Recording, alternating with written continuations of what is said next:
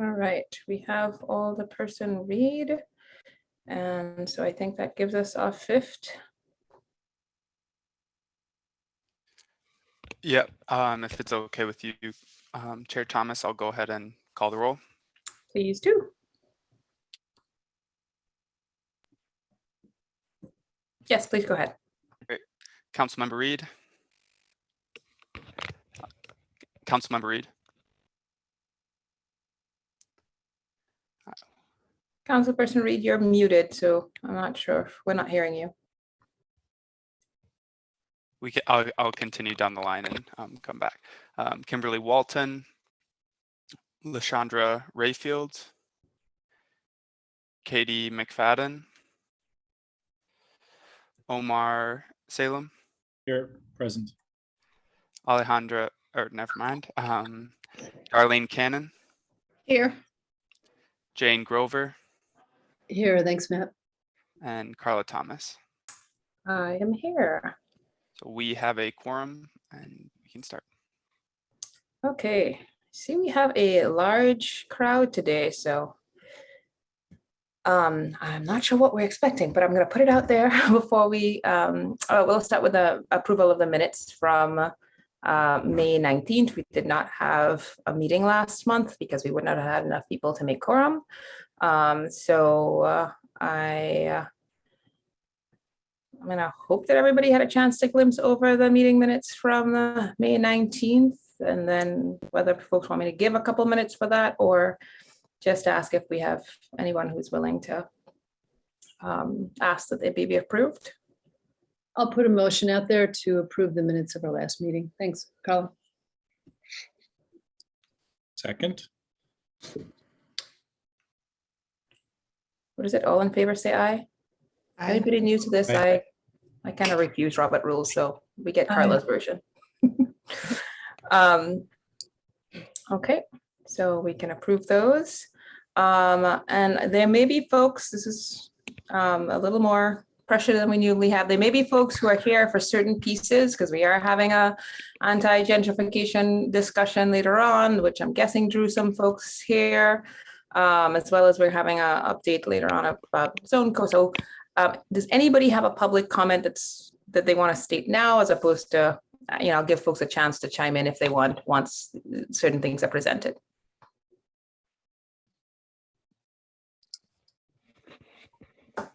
Nope, not from me.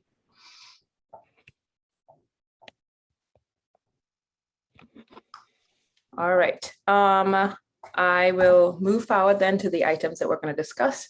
I will sort of preface this by saying we're going to talk about several things today that are associated with housing in different ways.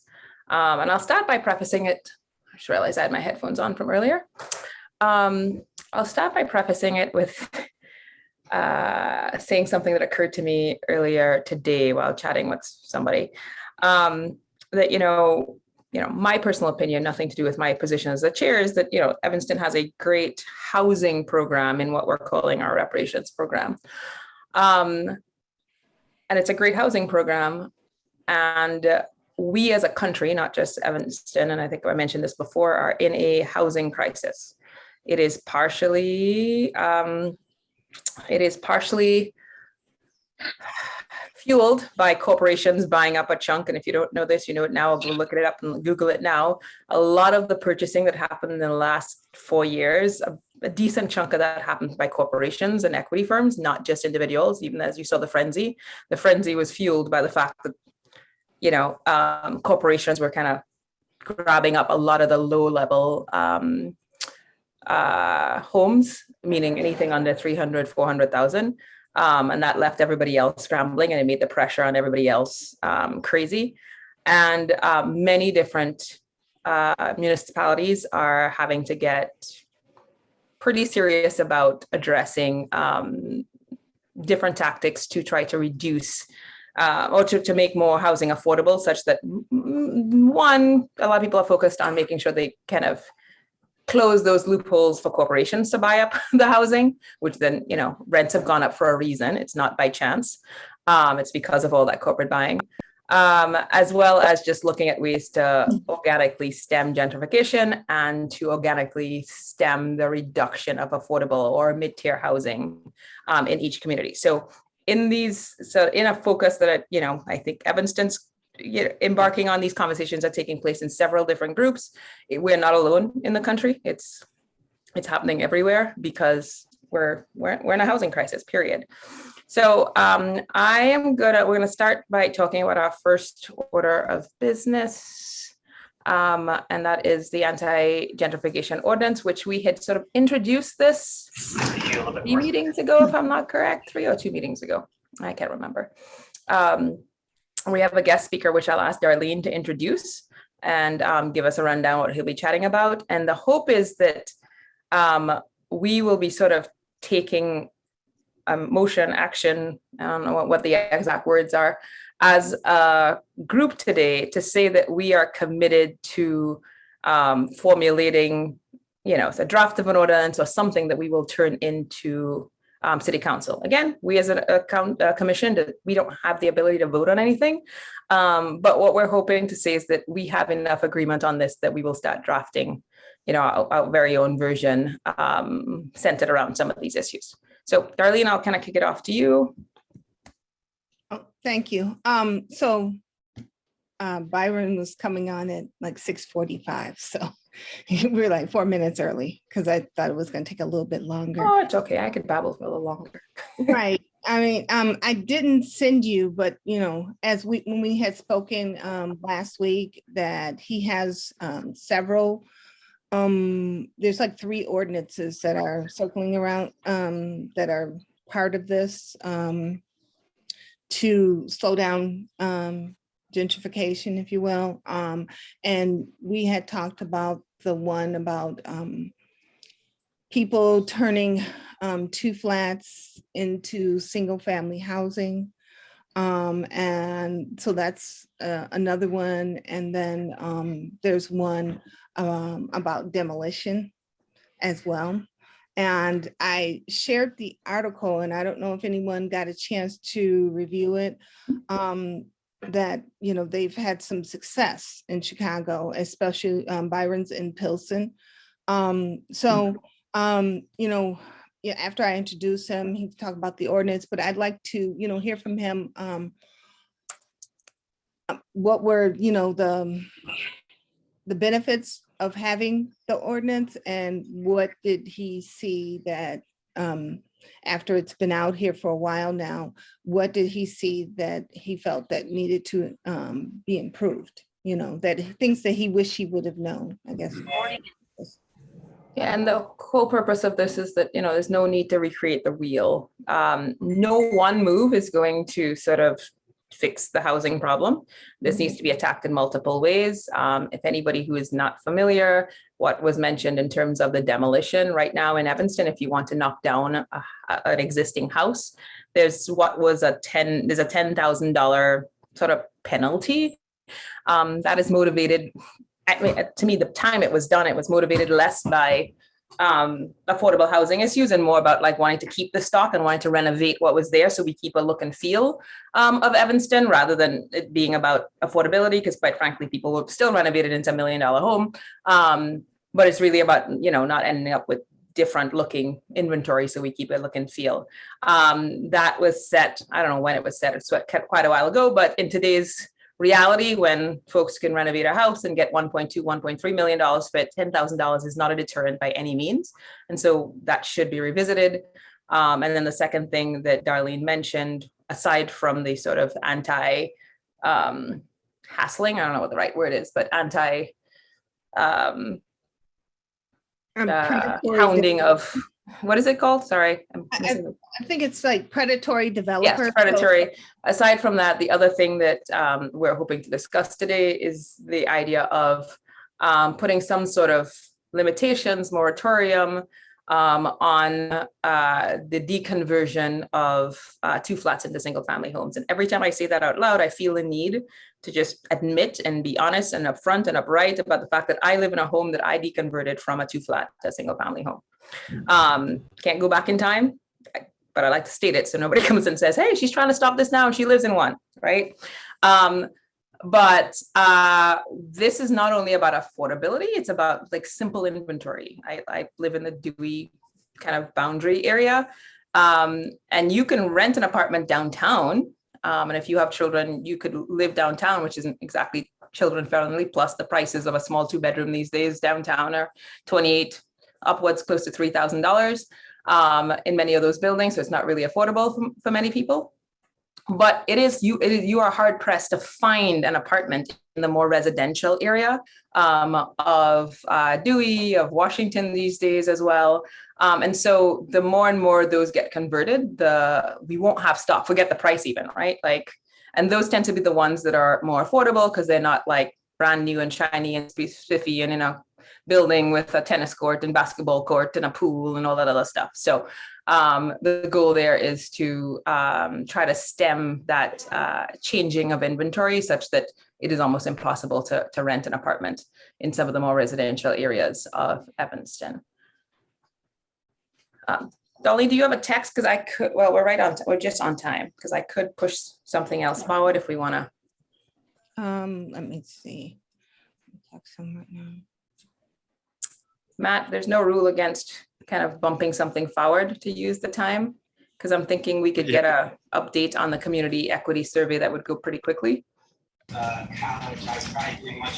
Correct. There's no rule on bumping something. Yeah, that's totally fine. Yeah. I just want to, sorry, I joined in and I was having some audio trouble, so my apologies if there's a roll call at the beginning. I'm also somewhat double booked for a P&D meeting discussing similar items. Okay. Matt, can you maybe move out with the community equity survey update while we wait for our guest speaker? Sure thing.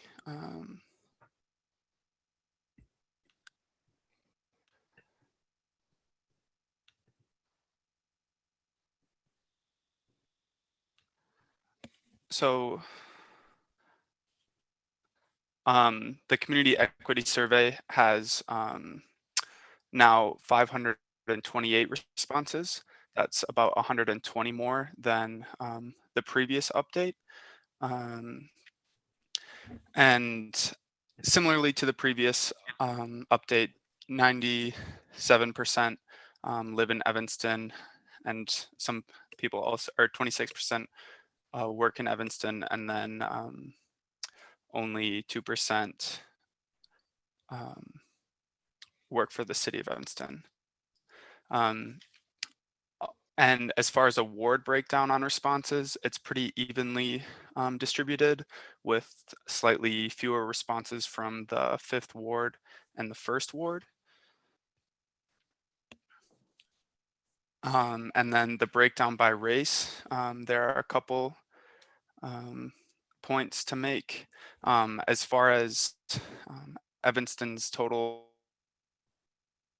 population breakdown, the percentage of responses that we got from people who identify as white is almost exactly the representative of the community, as well as almost exactly what we'd expect. We are a little bit low on the Hispanic or Latinx category, and the Asian or Asian American category. And this is just data to show. This is from the US Census Bureau, and for Evanston, it's 64% white, 16% Black or African American. And then you can see 9% Asian, and 11% Hispanic or Latino. So we're still a little bit low as far as representativeness goes on that perspective, but we are hitting the white alone and people who identify as Black or African American alone right on the nose. As far as household income goes, we're also fairly representative. You can see a peak around household income of 100,000, and then a small dip, and then what would be another peak if we go past household income of 200,000. And that's similar to what we see here, which is the representative of Evanston with slightly different class intervals. For age, we still are really low when it comes to, and there's a fair amount who have been preferring not to say.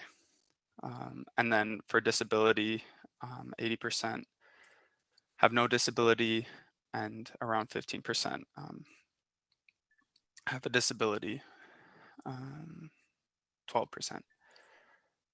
And then for housing, it's similar to the last update where there were, it's about 50% of people in Evanston own and 50% lease, but we see a strong tilt towards people who own their property, which is kind of expected in local government engagement more broadly.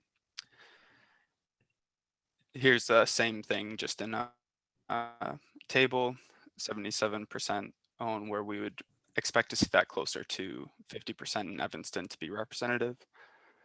And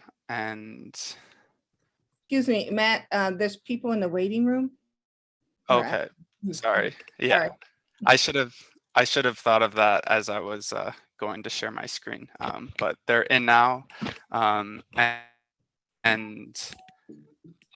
So my update as well includes that the most recent response was on June 22nd. And therefore, I think my recommendation would be to close the survey and send and report out what we found, or what you all found, with the caveat that some groups were underrepresented, but that's a decision that you all can make.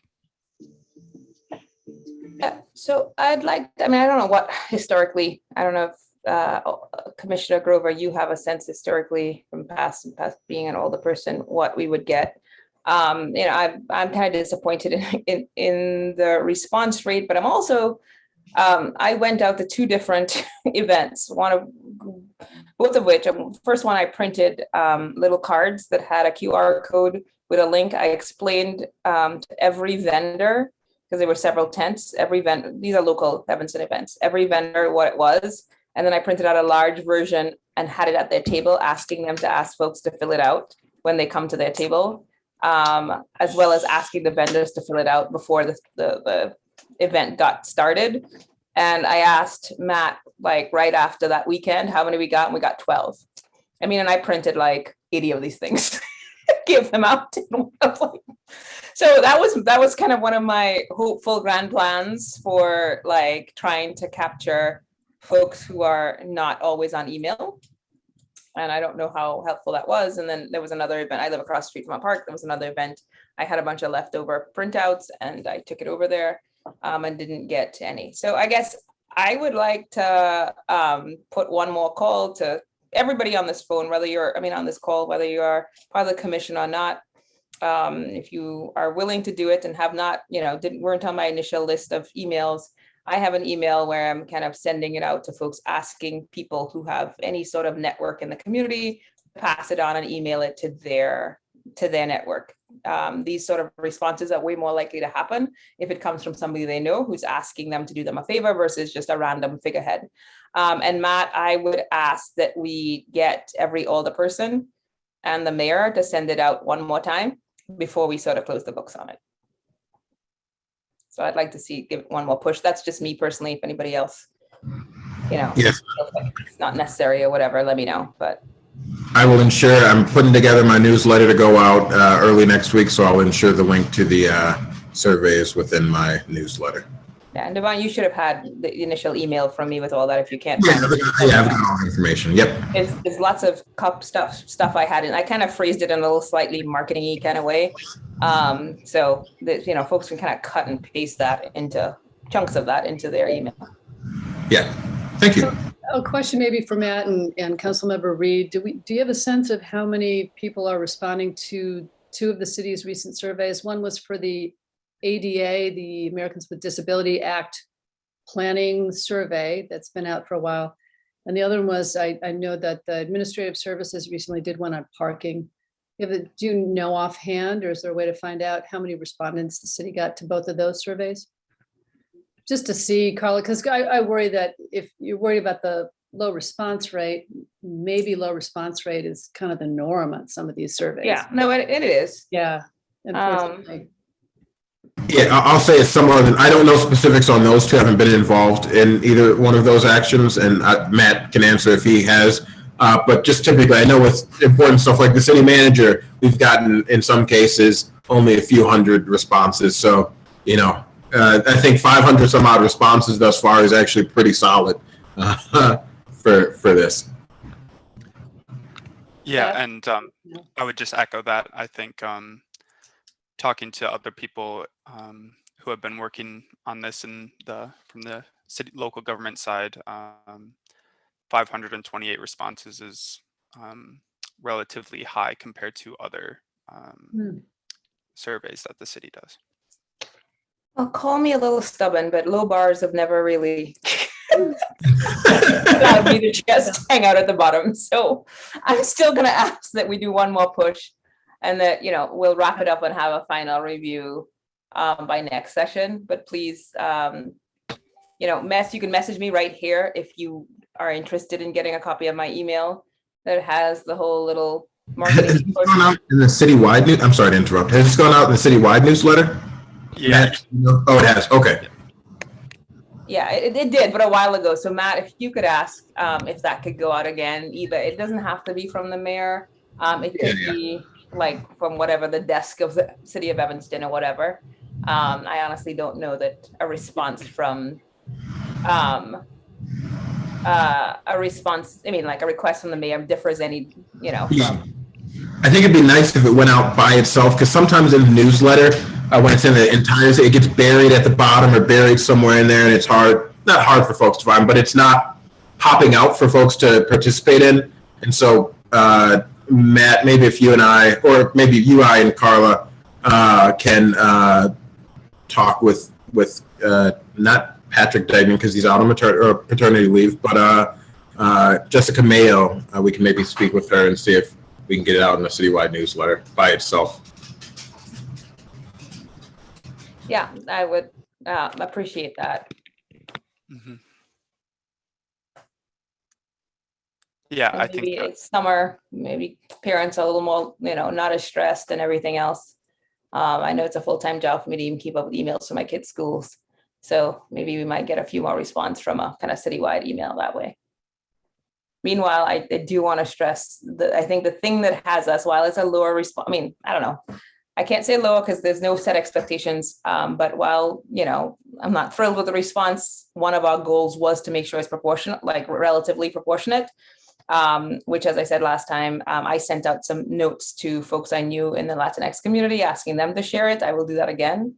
If you know people who are prominent, whether they own a business, they, you know, are active in a church or anything like that, or any event, any reason why they would be have a network within the Latinx community, I'd love to see that number bump up, as well as the Asian community.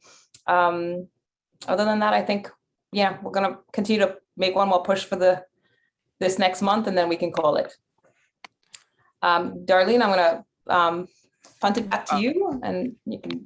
Before we move on, Carla, is it okay if we set the date for it to close as maybe the Monday of our next, or the Friday before our next meeting? Yes, our next meeting is August, help me out here, third week, 18th. Yeah. Sure. Why don't we do it by the Tuesday? The Friday before, is that? Oh, the Friday. Okay, the Friday before. That's fine. Okay. Okay, great. Thank you.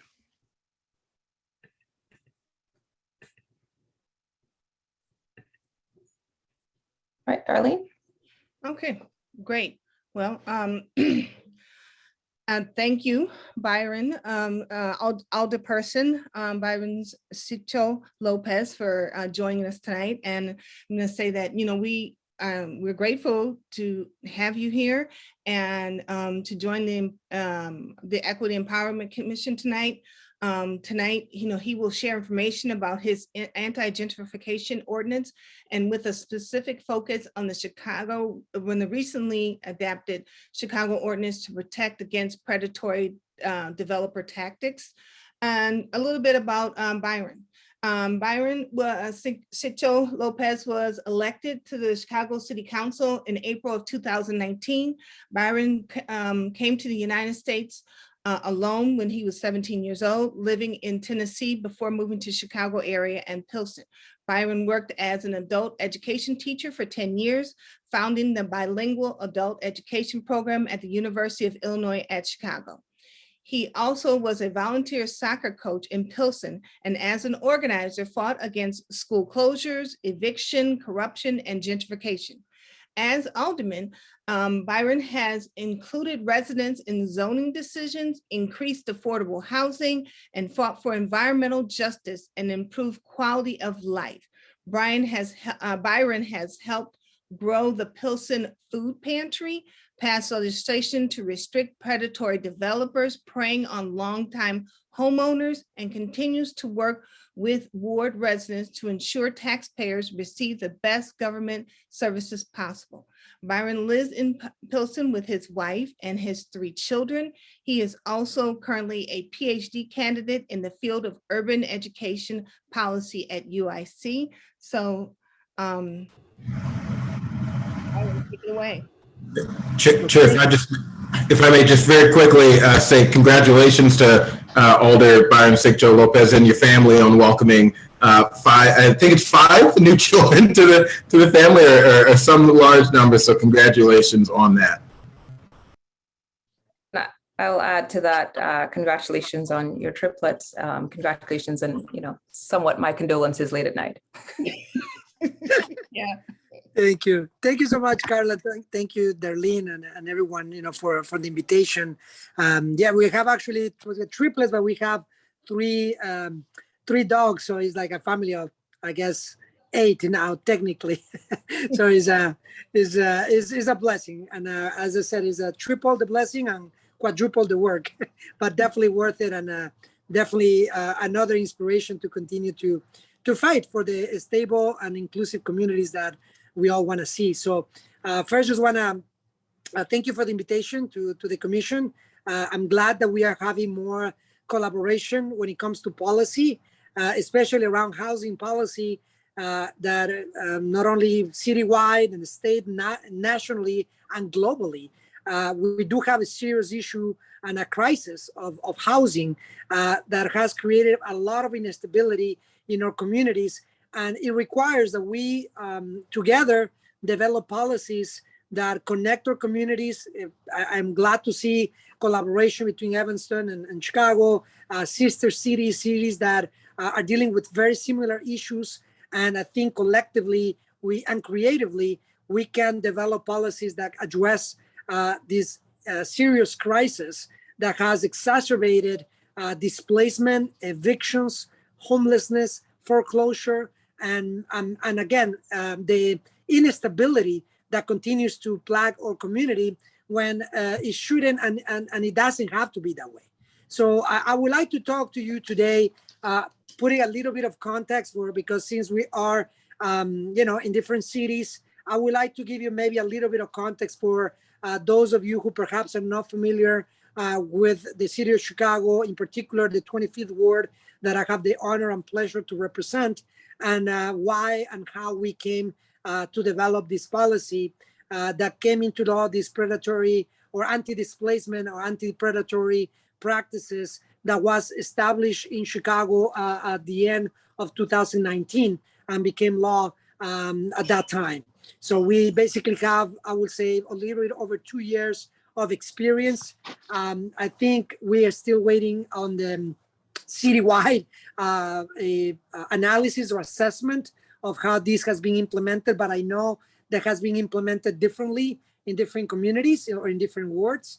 But I would like to talk to you about our experience, our context, and why we think this is an important policy that Evanston can implement and perhaps learn on how we can I think that there, of course, as you know, in every policy, we learned quite a bit. We got to make adjustments so that we can be more effective in this policy. So let me just start with a little bit of context as to why or how we got here.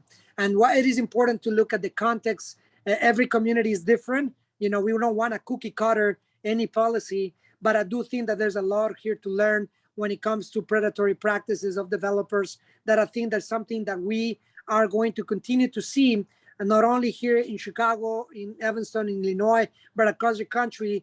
Urban cities and urban planning faces a serious challenge when, of course, we have commodified housing. We have allowed many policies like redlining that continue even unto this day to dictate what is possible in our communities. And again, the idea is for us to start regulating and addressing some of these practices. And I want to just share with you the context and then how this policy has been implemented and what we have learned about it. Let me tell you a little bit about the 25th Ward so that you can see how the policy was developed, what we have, and perhaps what you can learn and perhaps implement in Evanston and beyond. The 25th Ward is one of the most diverse, and I mean, really can be a microcosm of what Chicago is.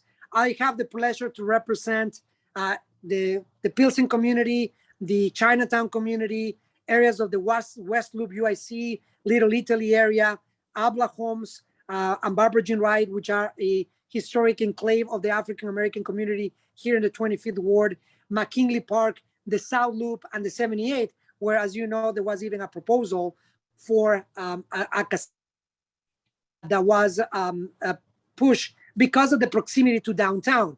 We live very close to the downtown area, you know, a mile away. And again, we are seeing the effects. And again, the effects not only of the proximity, but also the incentives of corruption that unfortunately affected our community for almost 3 decades. I think before my time, there were at least the last 2 older persons have been indicted and convicted of corruption. So the incentives of corruption and the big development are something that our community has dealt with, again, not only because of the proximity of downtown and the attractiveness of the community to developers, but also the complicity of elected officials that have misused their position for self-gain and self-enrichment at the expense of our community. The results, unfortunately, are tragic. In areas like Chinatown, again, this was this proposal of the casino that even became a possibility even as early as this year.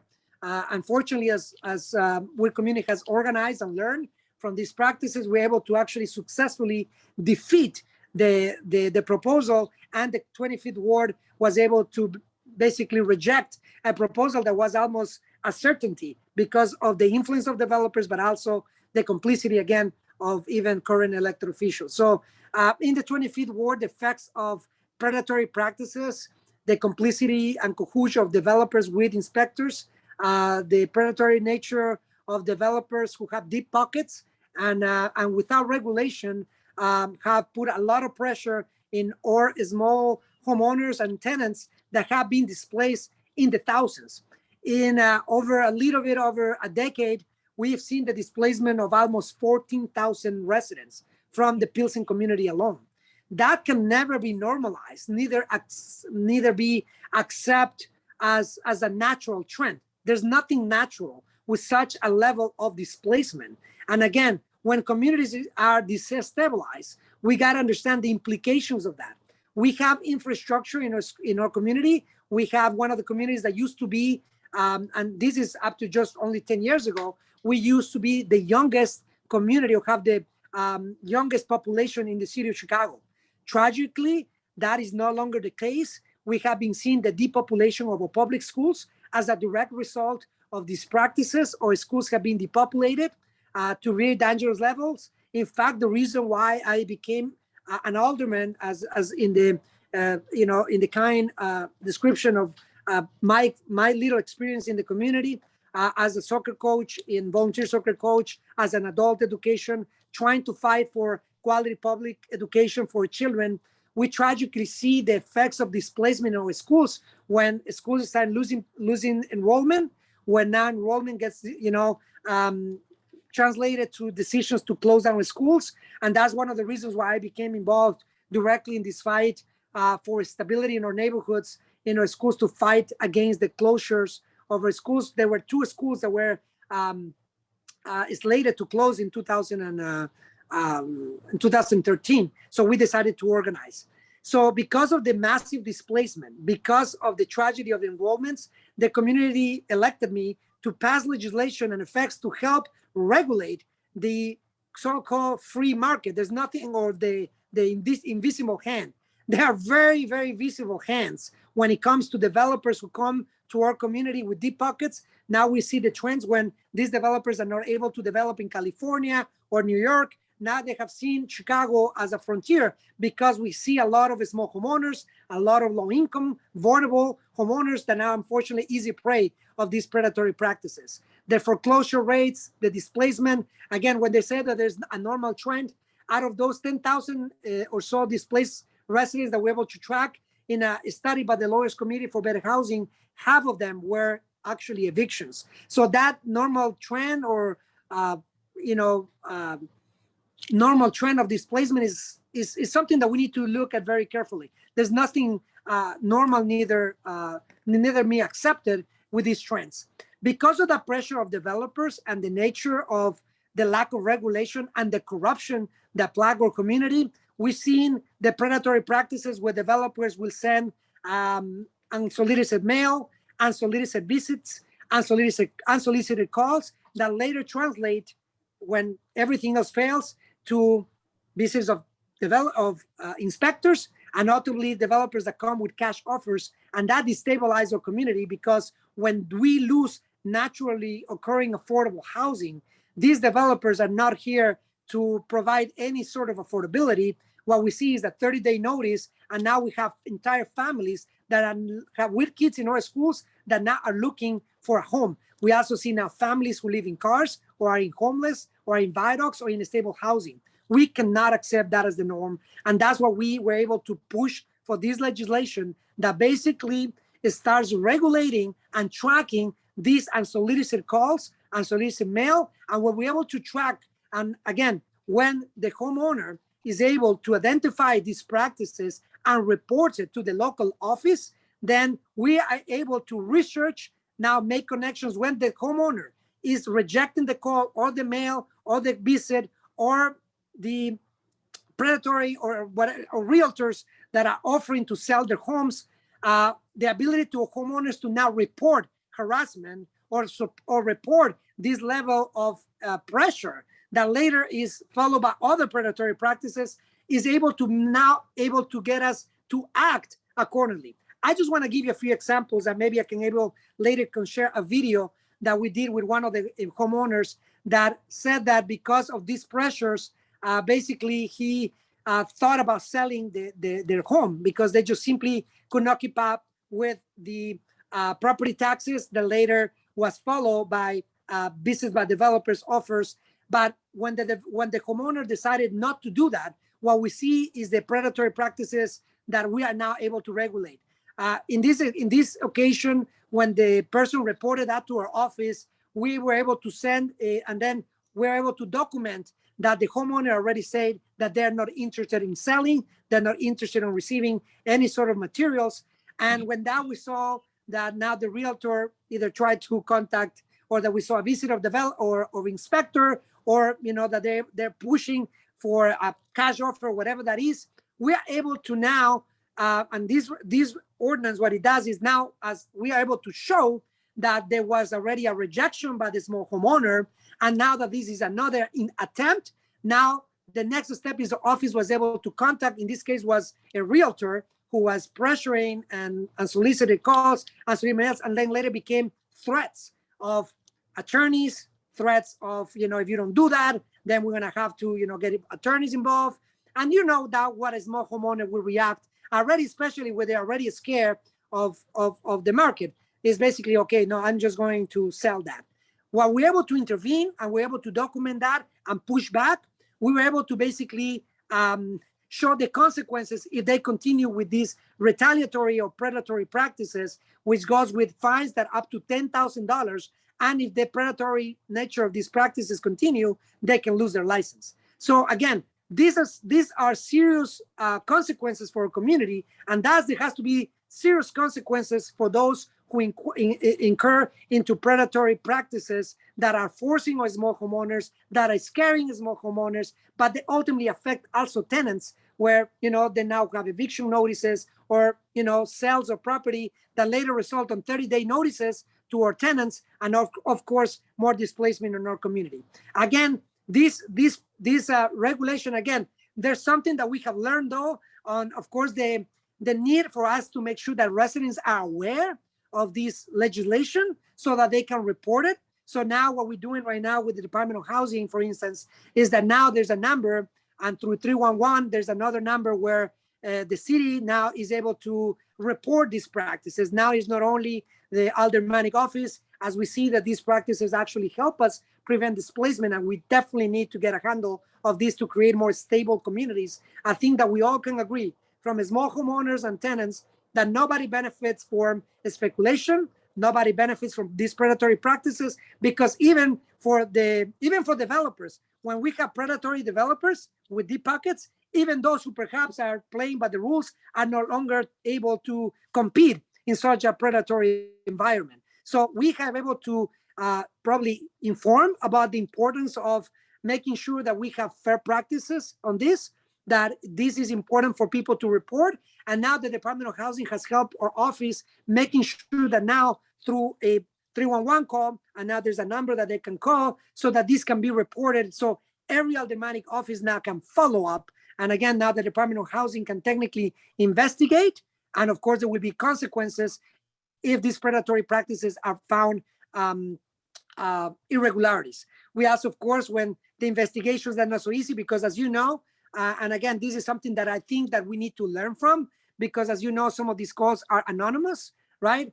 When they report homeowners, when they want to retaliate or send inspectors. So again, we are trying to connect the dots when we have already seen an attempt to pressure a small homeowner and connect it with perhaps a visit by inspector. So that is something that we're learning now. So now the use of the Inspector General Office to investigate, because as you know, if there's irregularities, now we are learning of the importance of the investigations, because of course the corruption and of course the city agencies are not going to regulate or themselves. So it's important to have processes that allow independent. And again, I'm just sharing on things that we have learned about making sure that the city also conducts investigations, and the investigations sometimes that we have reported sometimes did not have a follow through. So now we are learning on how we can bring on board through the 311 calls now the Inspector General, so that we can investigate and ultimately have consequences. So these are some of the things. And again, to promote, I think that we're doing now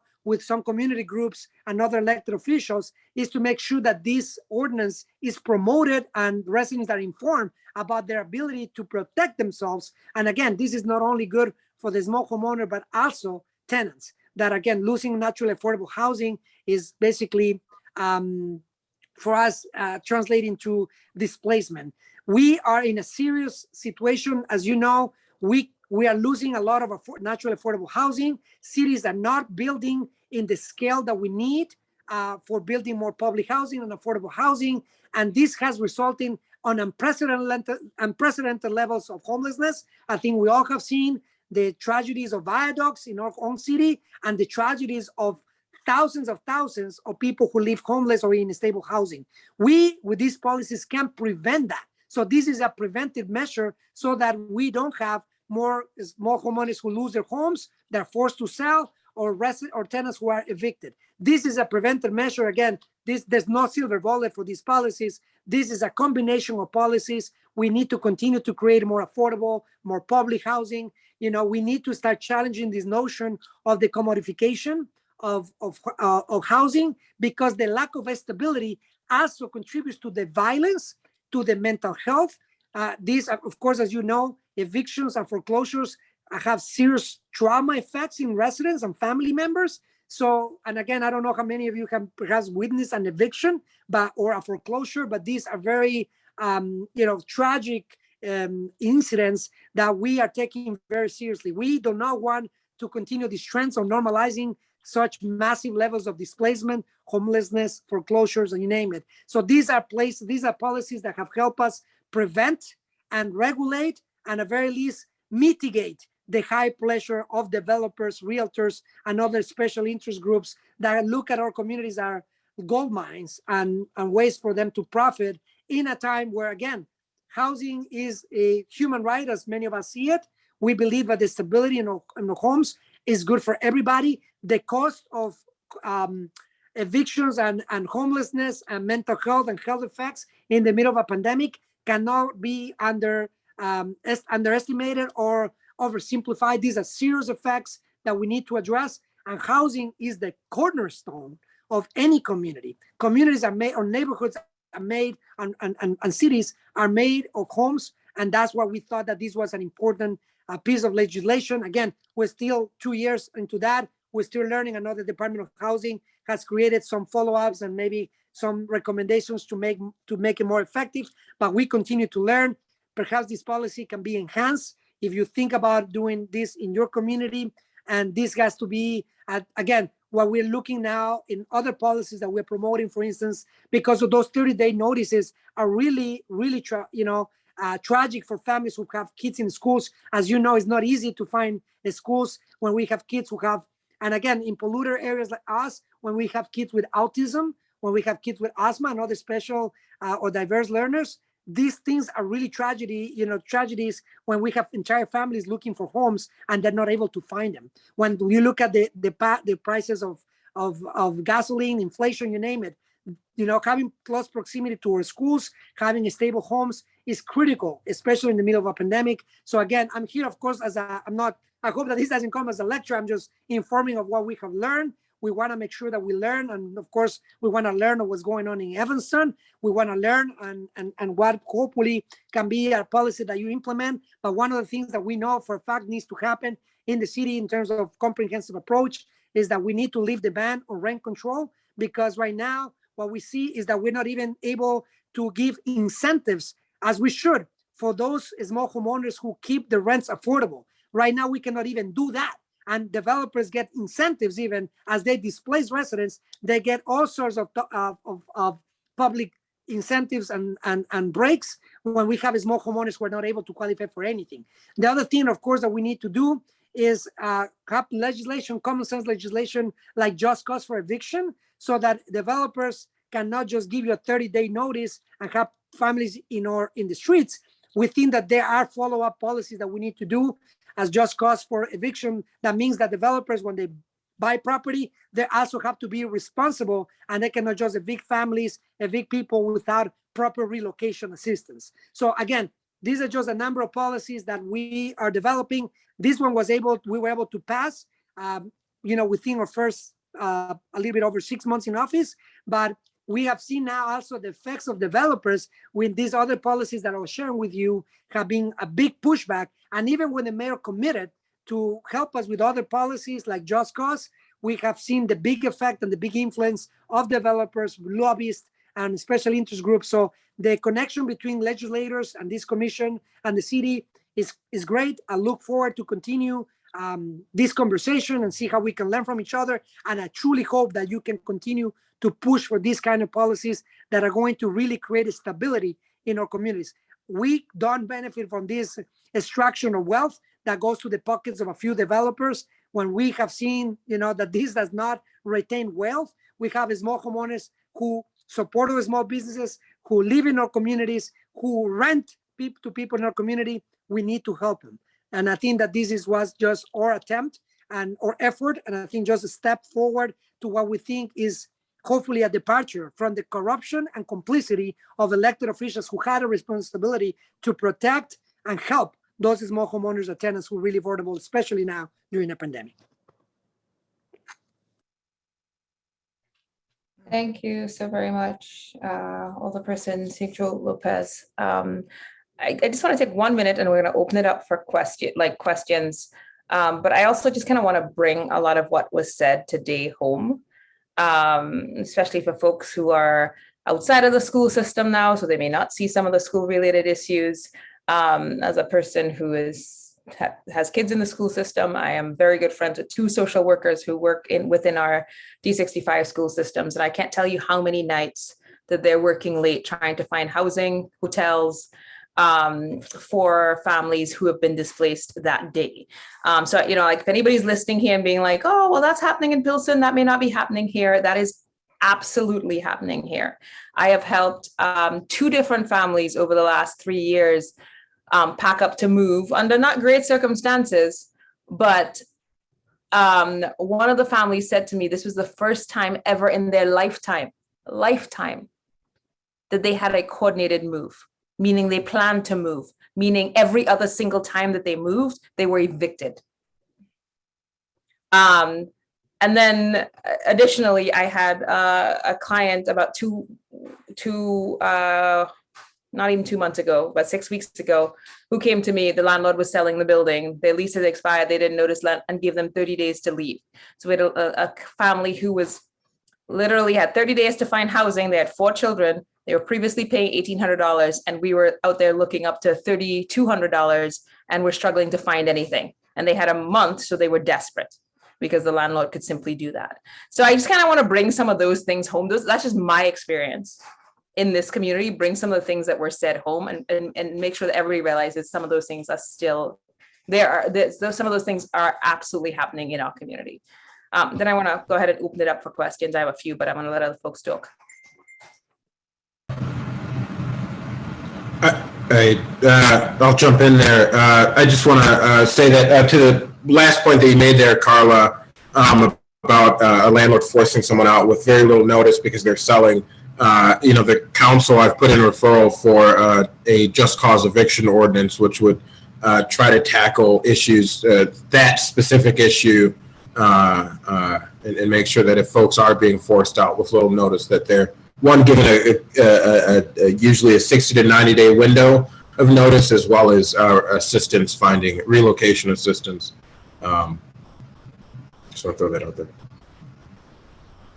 And would love to bring that up with this group at some point later.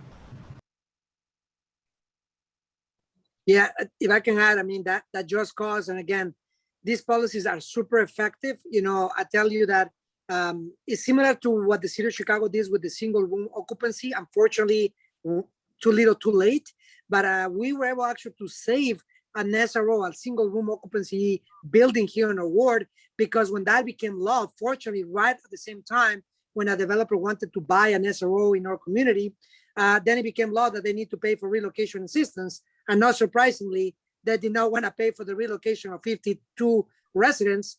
And that was really critical for us, to save buildings. So again, these policies are critical. Again, having just cause, they got to be a valid reason. And then someone is buying property and they have that much money, I think it's only fair that they are responsible owners and they relocate those who are now find themselves at not fault of their own, to have to find a home. So again, these are common sense policies. There are dozens of municipalities that have implemented that. So I just want to echo what that was said, previously. Like, again, there are many number of policies. Unfortunately, we don't have that in Chicago. There was an unfortunate commitment that was rolled back by the administration because of the pressure of developers. We gotta continue to push back on having government that serves the interest of a few at the expense of the many. I tell you that for these developers, a few $100,000 to have elected officials that act like their employees, not like representatives or communities, have become unfortunately too much the norm. And I'm so glad to see this type of conversation, because we do have, in the middle of a pandemic, our responsibility to look at this kind of legislation and pass it so that we can really have, and I hope that we don't get to that. If this new variant starts getting, again, to be dangerous, and we're asking people to look for shelter, where are the people who don't have shelter going to go? And we got to think about that. I had a comment kind of related to that. I think, Byron, I had read something about a development that they were trying to put in Pilsen, and I think you and the community organized, you went back and forth with the developer, and the end result was that you got the units that you needed, because often, I've said this over and over again, we have developers that put in what they want, not what, our community needs. We have homeless families, and that's trauma for children who don't have stable housing, and micro units or 1 bedrooms is not going to help a family of 5, and so I kind of wanted to hear, and I said, I don't know which development it was, but I did read about it and that you were successful. So if you could speak about that a little bit, I'd appreciate it. No, certainly. Thank you, Darlene. That's a great question. And I'm really grateful for this kind of conversation. I wish we have more spaces like this. That I feel that in city council, the debates get caught before they even start. But, so this is a development. And I think this is, as you as legislators, I think as we learn, and I think I learned, I had to learn a little quick, because oftentimes I don't think that we use or people power, I would say, because I see as elected officials, that's what you have. You were elected by people so that you can use, people power, their trust in you to legislate and find solutions to the issues that our community has. So this development on the 18th Street and Peoria, that's geographically was located. This is before I was alderperson. As an organizer, we had a developer that purchased 6.3 acres of land. And again, because these things get normalized, there was a commitment by a nonprofit, and we can go about nonprofits for a long, long time and the issues there. But the nonprofit that was the Jesuits, the Midwest Jesuits, had promised to do a development that was going to bring maybe some affordable housing, the headquarters for and I got to give you context, because I think it's important, to contextualize, so that as I mentioned with the policy, you see how the community evolves and these strategies evolve in mobilization that ultimately results in I think community wins. So when 18th and Peoria and the 16th per acres, we're going to be these nonprofits for affordable housing and maybe headquarters for the Jesuits, the community saw that with good eyes. We thought, well, that's what we need. We don't want more displacement. We don't want more luxury housing. This was in 2009, and I'm not mistaken. There was a 2011 meeting that I remember, and there was community support. But again, as you will know, things changed rapidly, right? And the market changed rapidly, especially with the bubble, the housing bubble. And again, these bubbles are cyclical, and developers know very well how to take advantage of them. So sure enough, in 2014, we already start hearing rumors that the development was not going to happen, and that the Jesuits were going to sell the 6.3 acres to a developer. We tried to have a conversation with the Midwest Jesuits, the Archdiocese, trying to discuss. Funny enough, we're still having those kinds of conversations, and I think it's important that we are always, on front, that we demand hearings, that we do things on the open. As you would imagine, we didn't have that as we do now, that we try to get public hearings, public meetings, but at the time, everything was behind scenes. There's a reason why the previous alderman was indicted, or was part of the indictment process. Now he's an informant, but there was a lot of corruption, and a lot of that had to do with development. So when they went back on the ward and they sold that to a developer, actually a New York developer, as I mentioned to you, PMG, we saw with great concern in 2015 a plan to bring to 500 luxury units. In 2015, we start mobilizing people, start again, and organizing is very important. Again, I tell you, I learned first of, the importance of organizing to keep our schools open. And today those 2 schools are open because of the people organizing, not so much elected officials. I think the elected officials can be helpful at the extent that they are bringing the information to their constituents, community meetings, and do things in the open, so democratically we can decide what's best for our community. In 2006, we start mobilizing people when that became public knowledge. We start massive mobilization where the developer tried to bring these meetings to our community to normalize that, well, we're going to do 20% affordable. That is not even affordable, right? Is 20% of affordability at 60% AMI is not affordable for our communities either. So they never lose. Developers never lose. They're always, the system is designed to help them and to make it profitable for them. That's what I want to challenge, the notion of commodifying housing as such. So fast forward, when we mobilized, we put a lot of pressure to the aldermen and some of the nonprofits to reverse that decision of giving them the zoning. Thankfully, because of the massive mobilization of people, the previous alderman find no choice but to change the zoning on the side and effectively block the development from happening. Now, there's a lot of speculation about what happened and what the previous alderman did. There was a corrupt alderman. The developer took advantage of that. So before I came into office, the developer decided to take the city to court. So the developer took the city to court and alleged that the previous alderman had lied to them, that they basically were fooled. I don't know how developers get fooled, but that item was voted and ratified because of the community demand.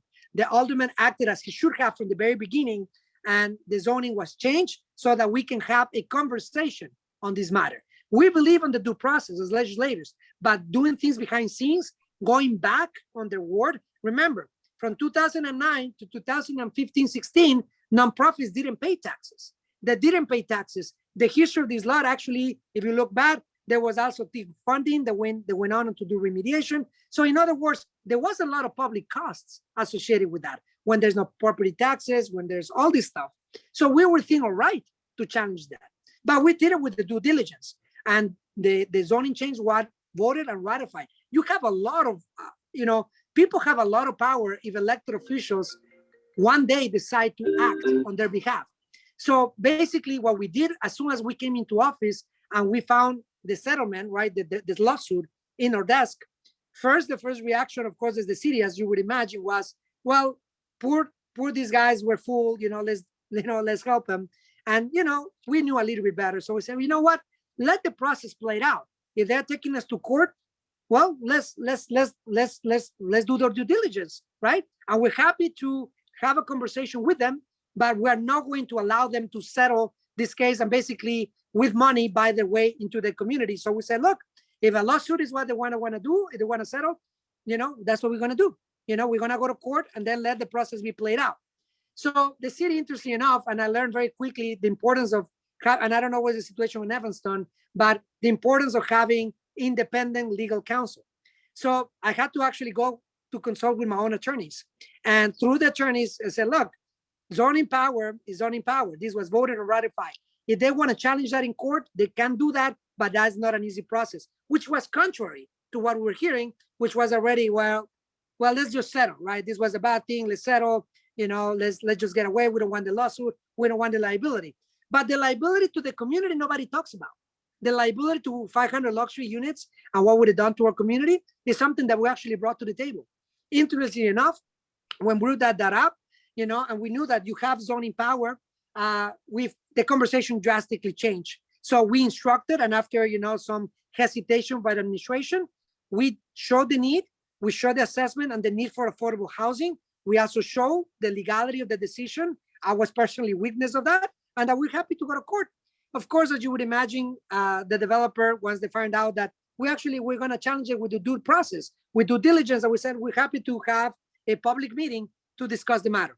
Very quickly, as you would imagine, they decided to settle with the city. So we settled. We used TIF money to settle for that. TIF money is public dollars, and they should be used to create affordable housing. Is adequate use of TIF dollars. We settled with the developer, and now I'm really honored to say that the blood, sweat, and tears that went on, the direct actions, the press conferences, the disruptions. I tell you that I personally was kicked out of a meeting once, right? When I was asking questions, right? In one of these spaces, I was dragged out of one of the meetings by security. That's how the decisions were made before, just by having the audacity of asking questions. So now having the ability to now listen to the community again is not now us doing whatever we want. No, we are democratic in our principles. We are respectful of the due process, and the due process resulted now in a settlement that is going to have now all affordable housing on this site. Now we are doing this democratically. We're having conversations with the Department of Housing. We're going to have community processes, and we're going to do 100% affordable. It's our hope that we challenge our city to do now units that are at 30% AMI. There are other ideas, of course, for senior housing, even cooperatives that are coming to fruition. So we have the only, one of the few cooperative housing models in the city of Chicago that is successful as well. But again, this is an all affordable housing project. We are now actually going to buy a nearby facility that was a trucking school, because again, this is no longer viable in our community when now you see more family size units that are going to likely be developed here is no longer used. So we are now even bought extra land. So this is about 7 acres of land that we're going to have for all affordable housing. The minimum that we can develop there is at least 280 units of all affordable housing that we want to target for families and seniors. That is the way that we think that we can address the crisis, by now bringing options for our families who now have kids in our schools, of course, seniors in our community. So I think from going for 500 luxury units to now maybe even 500 affordable, there is a big difference. Voting matters, elections do matter, representation matters, platforms matter, but more than anything else, people power matters. And that's why we're here. And I tell you that I hope that is a model to the city, but we're doing democratically. Some of the same groups that before were kicking us out and all that, we said, we're not going to do the same. We're not going to kick anyone out of the table. Everybody's welcome, but we're going to do it with the due process. And we believe that we can earn the support of the community for our all affordable housing project. And hopefully there can be a blueprint for the city of what truly affordability means. Thank you. Thank you. I see a few hands up.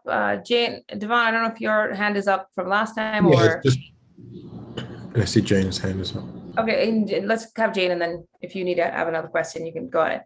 Thanks, Carla, and thanks, Alderperson Cedro Lopez, for coming tonight, spending so much time with us. I really have 2 questions. The first is about the data. You obviously needed the data to show that the ordinance was effective, but which means you had data to start with. So what was the kind of data that helped you make the case for the ordinance 2.5 years ago about building deconversions and tear downs and displacement numbers and property values? I'm just guessing, but you had to have, I'm guessing, something to help you make the case, at least to show that 2 years later that it's been really effective. And then my other question is, why 2 years? Is it kind of imagined as a temporary? Well, so it's part of the city. Let me correct that. So it is part of the city code now. So it's part of city code. So the city code is not in effect. What I meant is like 2 years since it was implemented. It's still a law. It will continue to be as a permanent law, but it is in. So again, we still have relatively little data, right, in terms of like citywide data that is being compiled. I know that we don't have the numbers, but one of the things that we use again was our own data, right? We had at least a handful of cases in our own community, and what we did with the Department of Housing is to show, look, we showed the need. We had a handful of cases that were showing how that. I mean. Even I know Darlene and Carla are sharing, examples, right? Carla already said, look, I'm having 5 families already right here, right? And those testimonies, those families were instrumental to get just the ear of the Department of Housing. I want to be thankful for the Department of Housing, of course, the administration, for allowing us to make the case. But honestly, what it became very important is the conversation with other persons. Because when I was talking with them, and I think that we introduced this with at least 35 sponsors out of the 50, which is not common in city council. You'd be surprised how many people say, hey, I've seen those kind of cases in my community too, right? And people who not necessarily agree with us all the time could not deny. I mean, this is going to conservatives, liberals, across the spectrum. We all see in our communities what's happening, right? And again, when we're making the case with perhaps those who are too reliant on the market or the free, the invisible hand and all that, I think we're able to make a case with real things affecting real people. Again, I just tell you that was our case, at the beginning of the conversation, because we're still in the early stages. So those cases that we're able to, showcase were very instrumental to get in to the Department of Housing. I think that they've been super helpful in providing now citywide data, but at the time was really the cases that we were compiling. I mean, I think Carla right away was able to provide a very compelling case of cases that are happening right now in your community. So when we're able to have that conversation, I tell you, we convinced 35 out of the 50 aldermen or other persons right off the bat. And when we introduced the ordinance with 35 sponsors, right? And of course, the Department of Housing, and I want to be thankful not only for this ordinance, but also for the Tinta Peoria, right? Again, we were able to document the 14,000 people that were able to be, that they were displaced. We were able to get, that's what I mentioned early on, the lowest committee for better housing show that at least 5,000 of them, they can be tracked as being evictions. So this normal trend or this, you know, developers try to be this benevolent force, right? That is only here to improve your community, right? Or communities. And when you start looking at the practices that they employ, I think that you start seeing more testimonies, more people, more sponsors, and ultimately legislation that is passed. So I think now, again, as I said, we are still waiting because now this data is going to be compiled by 311 calls.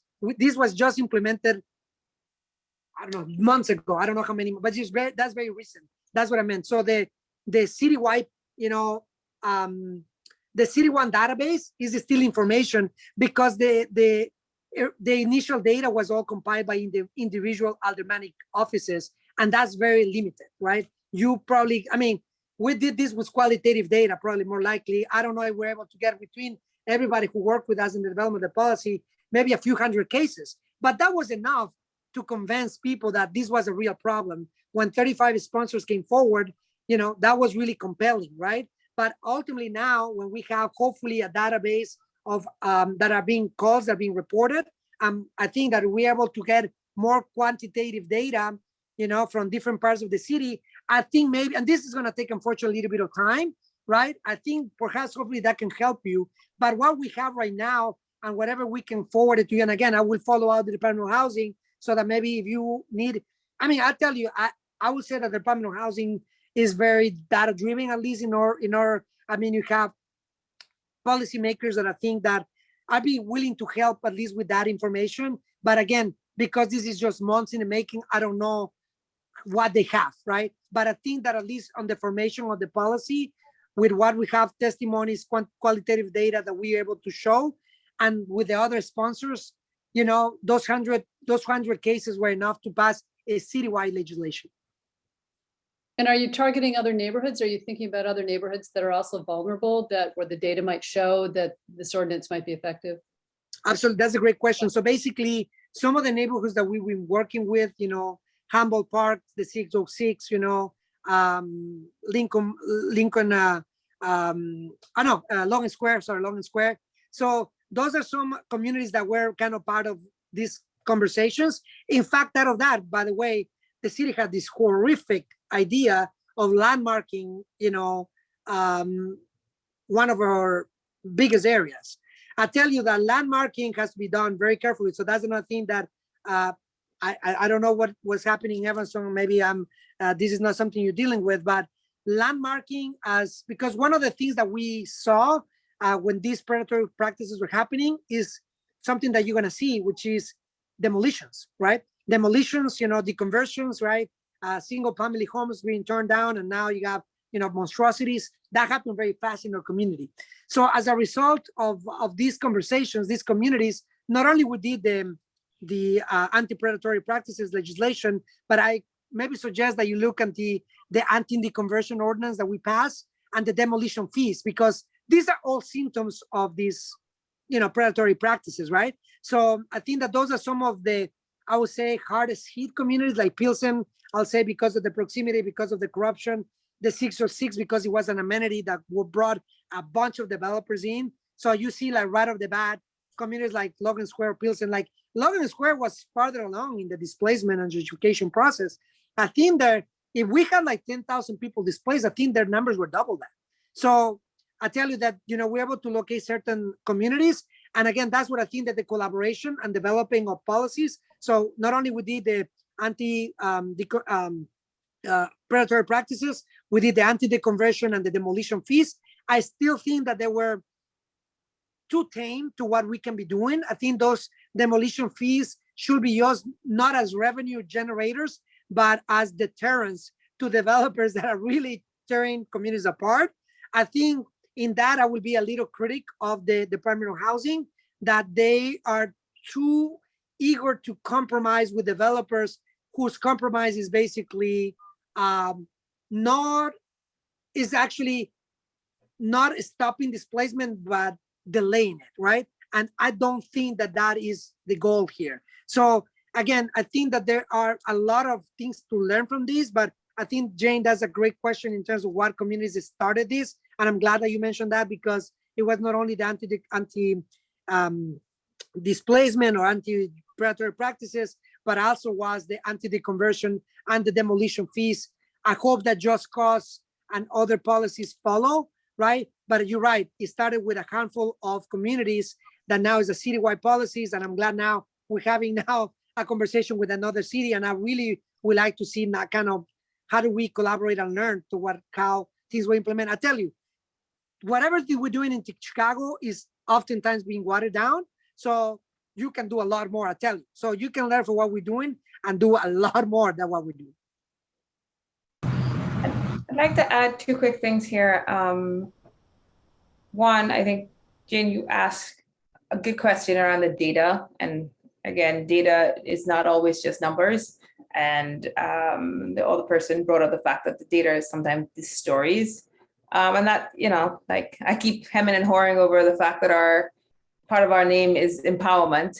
And I don't know what the hell that means for us. I understand the equity piece, but I don't know what we're doing around the empowerment. And maybe there's a way for this commission to help bring forward some of those stories, real stories of folks in Evanston, and kind of utilizing some of the nonprofits that we have so many nonprofits that work within this housing reality.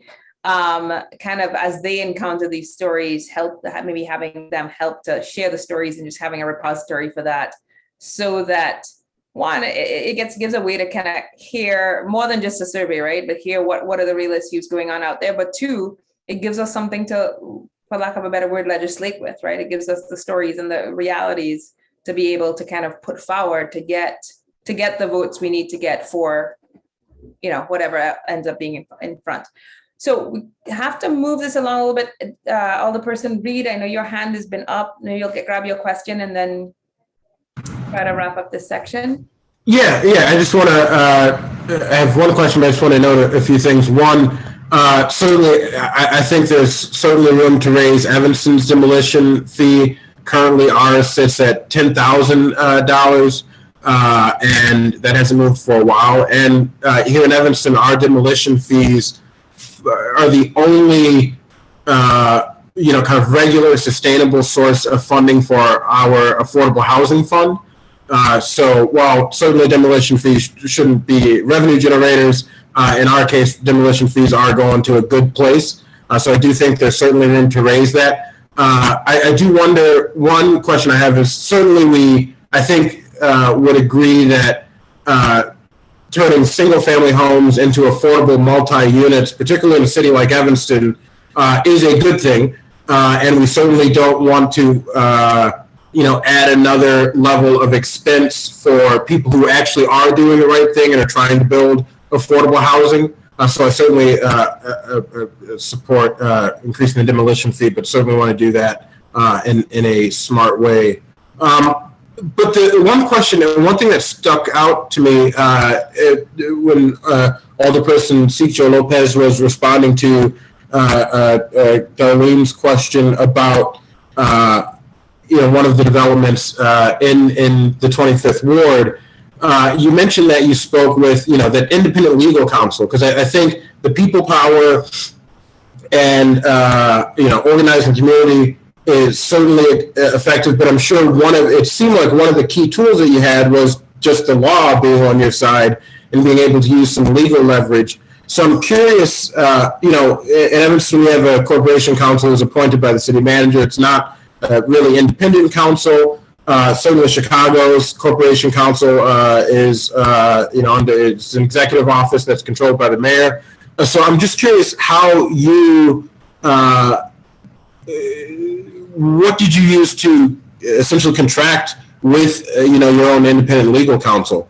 And how can that maybe be modeled, for an older person here in Evanston?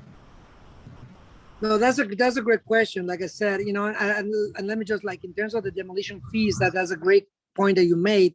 In Chicago, we have things that $15,000 is the demolition fee. It's too low but again, we were a little cautious, because indeed, you're right. Sometimes there are also affordable housing developers, that we don't want it to be restricted to that. And unfortunately, legally, right, you cannot have, different rules for different people, unfortunately, right? So I think that this is something that we are still exploring, right?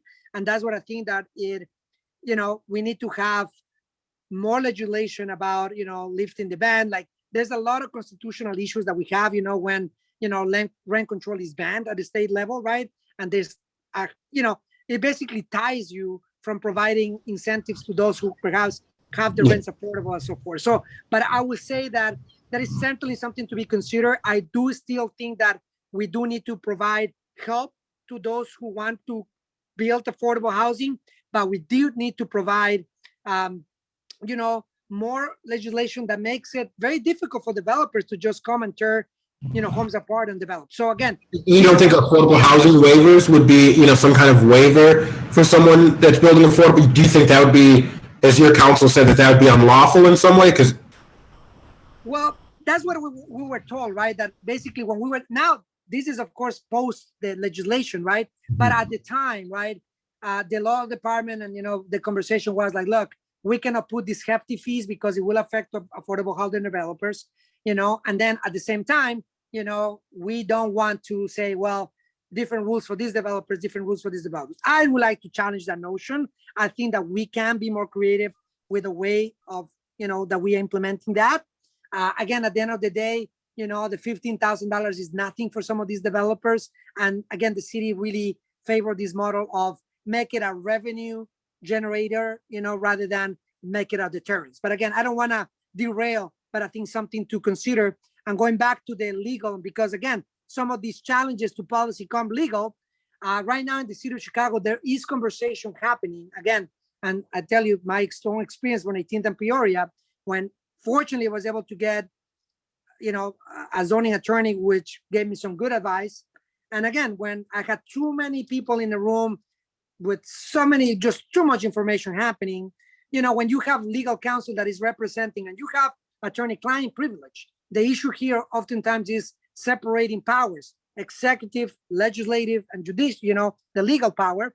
And again, when that independence is not there, you have issues because the advice is sometimes but to benefit what the executive thinks rather than what is possible or what the legislative thinks, right? So I think that what we need to do, and again, in Chicago, we do have this conversation, is gone like different and publish, blocking votes. Last time was all sorts of arguments in the council, but it's necessary. I tell you, I've seen the benefit. I mean, we have a Kingdom Peoria basically, so because we have good legal advice, right? I wish that legal advice came early on.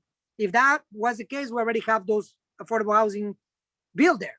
But because we were like in all these legal arguments, we basically wasted a lot of time that I thought we could have gained. So I personally think that independence of powers is critical, right? That having independent legal counsel so that we can talk about demolition fees. You can talk about, in this case, what they were, this not a developer lost money, right? We paid for it, we settled for it, right? So, but they make it look like eminent domain is almost like a bad word. I don't even know how many eminent domain attorneys the city of Chicago even has anymore. But I don't think that we should shy away by using legislative power to buy, land so that we can develop affordable housing or public housing, because one of the biggest obstacles that we have right now because of the cost is the cost of land, the speculation, construction costs, and so forth. So we got to be creative about incentivizing affordable and public housing, and land is critical on that. So I think that the conversation in Chicago continues. But again, actually, by the way, the demolition fees that we're using right now came from new legislation. So let's not underestimate the ability to collaborate either. Did you hire the private independent counsel yourself through your own funds or through your campaign or through your office, or? Unfortunately, I did. No. Well, in this one, because it was advising the city, right? We do have an expense account, right? So we did have, but again, why do we have? I mean, we have so much need, right, for other stuff. So having to spend on an attorney and it went through our expense account because this was government. It was a government. Yeah. Have a second opinion. But why do we have to spend on that when we have already public dollars that's supposed to work for that? Right. Well, it's fortunate, one of the things, and I was trying to pin down how you did it, because one of the things in Evanston is the older people don't even have those expense accounts to get that independent legal counsel, and are really at the whim of our corporation counsel, who is hired by the city manager. And so really trying to figure out how in Evanston we can have some of that independent advice, and hearing that it's through an expense account means that maybe we got to push for the aldermen to hear to either have an independent counsel that's hired by the city council, or having some kind of expense accountant. So that's really helpful, and illustrates how that helps in a whole host of ranges, especially here with housing. Thank you, sir. You're welcome. And so I'd like to, as we wrap up this conversation, and I guess I did promise I would, any public comment from folks, any questions from folks who are here who are not on the commission. I'll make sure I give space for that. Okay.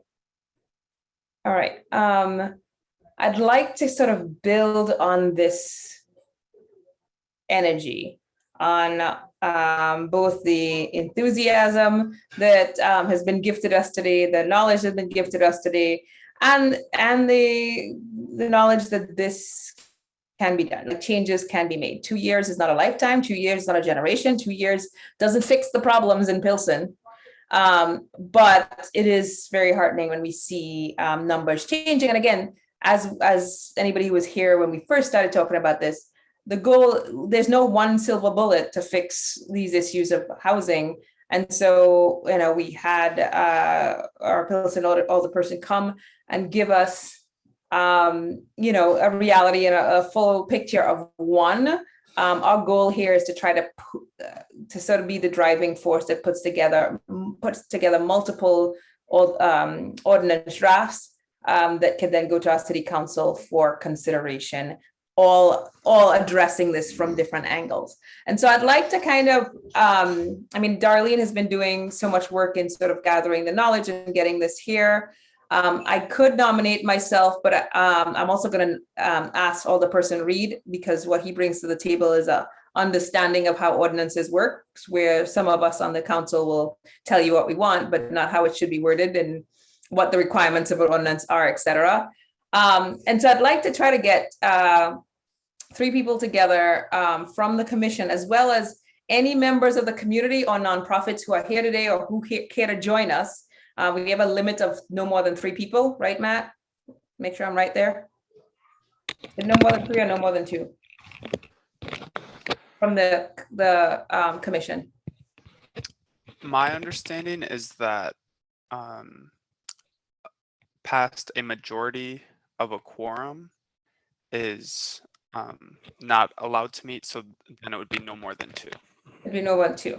So it may be Darlene and Devon, as well as anybody else who's willing to meet, or we break it up into 2 different groups where, or more than 2, where one group is working on the hassling piece, another group is working on the both ends of the conversion, right? Because there's the banning future conversion or putting a moratorium, which may be easier to pass. That's all part for this discussion on conversion from 2 flats to single family homes. But also there's the other end. There's no rule that says you can't reverse what you've done. All right. Chicago recently piloted this in 5 neighborhoods that were close to trains. And so they drew it out. And if they're close to trains, there's a requirement that if you want to change a single family home, or you have a 2 flat and you want to make it a 3 flat, you had to have parking. And so the thinking here was that if it's close to train transportation, then the person who might rent what you make up a basement unit or whatever, may not need parking. And so they piloted 5 different neighborhoods in which they allowed homes, single family homes, and then like 2 flats to add a third unit without some of the usual restrictions. So that allows us to reverse some of the damage that has been done. That be something that, as I admitted to everybody earlier, I live in a home that I converted from a 2 flat to single family home. Didn't know what I didn't know then when I moved here, and took part in that. But hey, some people might be willing to go back to provide that affordable housing. And so maybe we get 2 different groups at the very least, where each one has 2 commissioners. And then we invite community members to join with us. But what I would like to do is sort of in time for next meeting is that we have some sort of draft around these, so this group can look at it, and then we can get that moving by the end of summer into city council. Reminder, we do not control city council. We do not control what they vote on, what they even pick up to consider. But I also do like the idea that could be achieved in a simple Google form, that we somehow partner with some of these either community members / churches / social workers from D65 / nonprofits that are in our community to maybe get some of the stories. So if we get these ordinances in front, we might have stories that like tell the reality of not just like, well, sometimes this happens, but it tells the reality of Jane Sue, you know, who used to live in the 2nd ward, who had this experience, and we have an actual experience. So those are my thoughts on moving forward. Darlene, I want to put it to you first and then open it to anybody else. Any other thoughts? Like, those are my ideas of kind of moving this forward, but I really want to build on this momentum and energy that was a gift to us today, and to say thank you so very much, Alderperson Cynthia Lopez, for bringing your wisdom, your experience, and your energy. Your energy is quite contagious. You're going to need that for those triplets to us today. Thank you so much. It was a pleasure. And please, if there's a subgroup and they want to continue, I mean, I know I'm in touch with Darlene, so, but, if there's a subcommittee, love to continue working on policy. And thank you and commend you for all your efforts. Look forward to working together. Thank you so much. Thank you. Bye.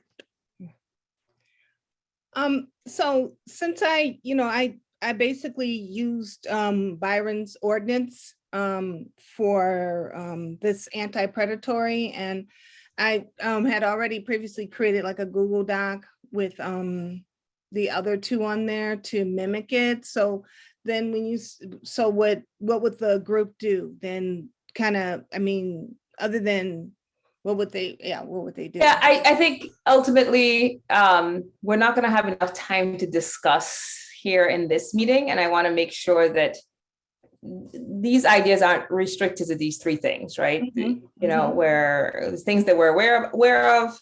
And so I want to give a little bit of time to have other members of the commission voice opinion, add things, subtract things, just get a second pair of eyes on it.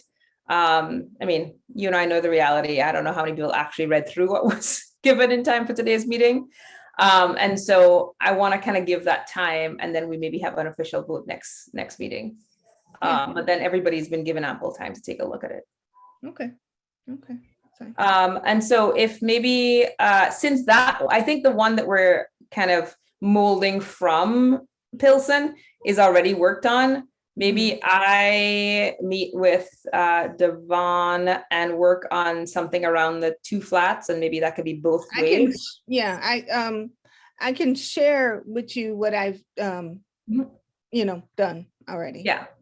And then, Omar and Jane, I don't know if this, if you have an interest in sort of being on any one of the groups that's sort of drafting this, or any particular one, or if there's another idea you have. As I said, there's no silver bullet that's going to fix this issue. So I'd like to kind of put this together as a basket of not quite options, right? Because I mean, we need the whole bouquet here, right? Not saying that all of them will pass, but it's not like, hey, pick one, because we know there's no silver bullet. But I'd like to kind of be, as we have the momentum behind this, be putting together 4 or 5 issues that will help this. I would like to be on the, if possible, on the one about the 2 flats and the zoning stuff. Okay. Yeah, if possible. Thank you. Okay. And maybe Alderperson Reed. I don't know how, I mean, again, I'm assuming that there's stuff about ordinances that I just simply don't know. And so maybe Omar and I meet and we kind of put it in English about what our thoughts, do our research, put it in English, maybe pull some from other ordinances we find. So it's someone, and then maybe you kind of can be the vetter at the end to put it in whatever format it needs to be to kind of present. Does that make sense? Yeah, I'm certainly happy to, certainly work with the law department, but certainly happy to use my legislative experience to assist with that. Okay, so Omar, I will reach out to you. We will meet again because no more than 2 people can meet. We will meet and then email that off to Devon. Darlene, I think the piece that you have is ready to go. And then if there's anything else, Trisha Connolly, you have your hand up.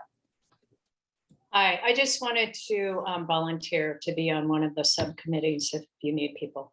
Thank you. Yes, so I will reach out to you as well for the 2 flat discussion. Anybody else who cares to be, you could either private message me or just tell me now. I don't think meeting with Matt, correct me if I'm wrong, I don't know the rules. I think the rules kind of suck, but anyway, if there are rules against us including community members, please let me know because I am not intending to break the rules, but I might step over them. So yeah, I mean, I'll just jump in that a community member can be, if it's a task force or kind of a subcommittee, that's totally fine. If it was a council committee, because this is an independent commission, the rules are a bit more flexible. If it was a committee, you could only put people on a subcommittee that are already members of the main committee. In this case, it's commission, so that should be fine. okay. Yeah, that's my understanding as well. Though you're using the word subcommittee, I'm not under the impression that you're attempting to make an official sub-body. Just yeah. No decision, no ultimate decisions will be made in those subcommittees. They will always bubble up to this committee. So Trisha, I will reach out to both you and OR and we will go from there. So in the interest of trying to keep us on time here, the next thing on our schedule, let me pull it back up, is the staff presentation. Matt, do you have a sense of how long that is? I want to make sure that. Yeah, so Kristen Meyer is here and she is planning to give a presentation of the Evanston EPLAN. So okay. Kristen, I'm not sure how long it's going to be, but I can just go over things pretty briefly, and then if anybody has questions as a follow-up, I'm more than happy to share more information. And I think actually a lot of this information is gonna really resonate with you all and not be super surprising to you all, unfortunately. So I'm just gonna go ahead and share my screen.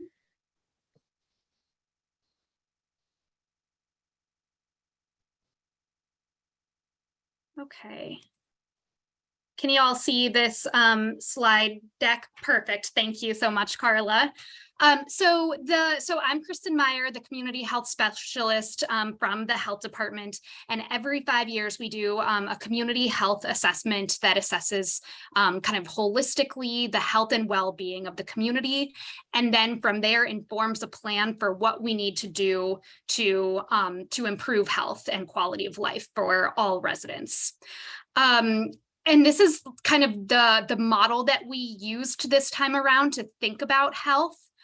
So I think it's really well aligned with what, kind of how your committee also thinks about health and well-being. We had a really strong equity focus within this assessment, and we thought we were defining health as being much broader than just, kind of diabetes outcomes or, obesity or the things that we used to think about in public health. Now we're really thinking about, that it is living conditions, institutions, infrastructure that really shape our opportunities to be healthy and make our opportunities to be healthy different across the community depending on where we live. And so this is kind of just a little bit about kind of how we were thinking about health. And so in our assessment, we're really focusing on things like the physical environment, the economic environment, the institutional environment, and how those things, much more than individual choices, actually affect ultimately our health and well-being. And so we looked at health on a neighborhood by neighborhood level and also stratified health outcomes by race wherever possible.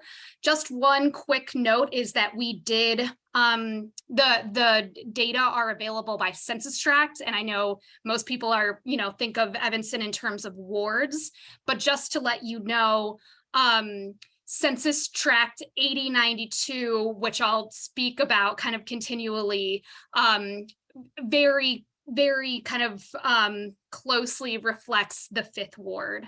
And so that is our formerly redlined area of the city.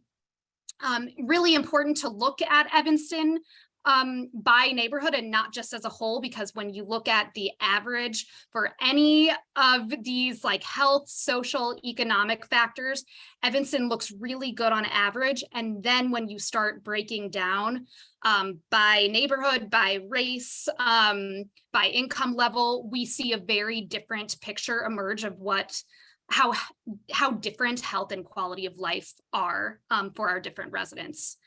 And this is one example of that. So this is a map of life expectancy by Census Tract. So again, if you just look at the average, Evanston looks really good compared to the US. So the average Evanstonian lives to 82 compared to the US 78. But then when we look neighborhood by neighborhood, we can see that there's a 13-year life expectancy difference, wherein folks living kind of in that 5th ward area are living a lot shorter lives on average than a lot of our other community members. And, this pattern kind of continually showed up in our data. And for all of you, you might be kind of recognizing this pattern in our old redlining maps. And so I'm assuming based on the conversations that you all are probably familiar with the process of the history of redlining and kind of what that has looked like in Evanston. But just one thing to note is that when we map health and economic and social outcomes in Evanston, they very closely match this legacy of redlining, both in concentrated economic disadvantage and concentrated health disadvantage in our formerly redlined areas, but also in concentrated health, wealth, and privilege in the areas that were formerly kind of green lined, or the areas that were blue that were labeled quote unquote more desirable, i.e. more white. And then just again, not going to be surprising to any of you all, but when you map kind of where folks are living now, we still live in a very segregated city. So, Evanston prides itself on being a diverse community, but then we do have census tracts that are over 90% white. We have census tracts that are about 10% white as well. So the whole range. All right, and so going into living conditions, and again, I'm going to go over this quickly in the interest of time, but happy to talk to anybody about it, following this meeting. A median household income follows the same kind of pattern where we just look at Evanston compared to the US, we look really great. But then when we start to look neighborhood by neighborhood, we see that there's over $100,000 difference in median household income by census tract, and that this falls along racial lines. So when Evanston is looking like it's doing better than the country in terms of median household income, that is only true for our white households, who are actually doing quite well and kind of artificially inflating what the median looks like for our city as a whole, because every other major racial category is making less than the US median household income. Just, thinking about housing, which has been talked about a lot tonight. This is a map of excessive housing costs. So folks who are spending 30% or more of their household income on housing expenses. We see, again, that Fifth Ward area, half of households are spending, approximately a third or more of their income on housing costs. And we can also look at then extremely cost burdened households. So those are folks who are spending more than 50% of their household income on housing. And we can kind of use that as a proxy for people who are at a really severe risk of being displaced. We can also look at median home value and see how that is very, very different by neighborhood, and especially as we've got a lot of conversations about developers entering that Fifth Ward Census Tract 8092 area. When we look at the house prices that they're proposing for their new builds, they are very, very different than the current median home value in that area. And then we also can look at kind of environmental assets. So this is tree canopy coverage. So this is the wherever you see a percent, that's the percent of land that could be covered by trees that is currently.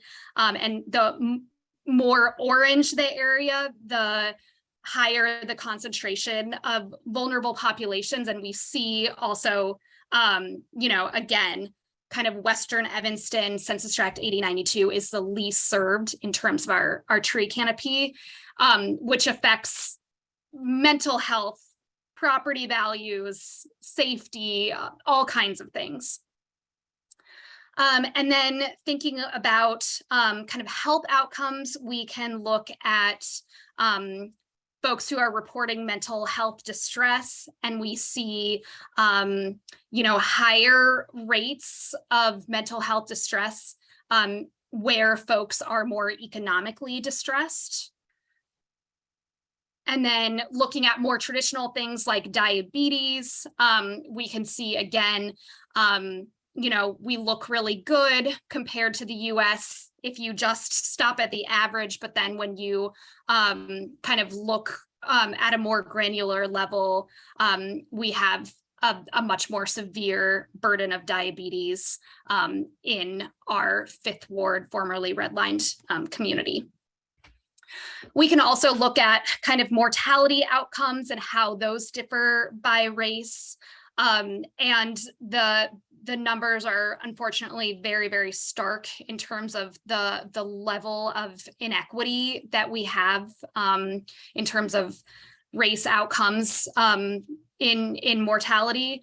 And so, for example, when we look at cardiovascular disease death rate, our gap in the number of deaths between Black community members and white community members is wider than what we observe in Chicago, where we tend, I think people might think it tends to have more disparate health outcomes. That's not always the case when we look at our mortality rates in Evanston, unfortunately. So I know I've gone through the data super quickly. Just a couple takeaways from the report overall, which will be coming out in September, if not before. There's a well-documented case of disproportionate harm to both the Black community and to specifically to Census Tract 8092. That pattern shows up in the data time and time again. Quality of life and health varies widely by neighborhood. and by race, which in Evanston ends up being kind of a similar thing. And then there is just kind of continued disinvestment and segregation in Evanston that we see kind of playing out in these numbers. So from this health assessment, the health department has identified 3 key priorities that we want to be working on throughout the next 5 years. And they are racial and health equity, mental health, and climate resilience, and specifically kind of climate and environmental justice. And so I would be very, very happy to, at a later time, go into kind of what those plans look like and get your group's input on what action steps should be highlighted within those priorities. We certainly probably don't have time for that tonight. But again, anybody who would like to have a conversation, or I'm happy to come back and talk more about the action plan portion of our community health assessment. Just one kind of closing thought, I guess, is that, as Carla said, data is more than just numbers. The stories are important too. So one thing I wasn't able to share tonight is kind of all of the community input that we gathered from this, but those are highlighted within the report. And I think really, really matter in terms of giving context to these numbers.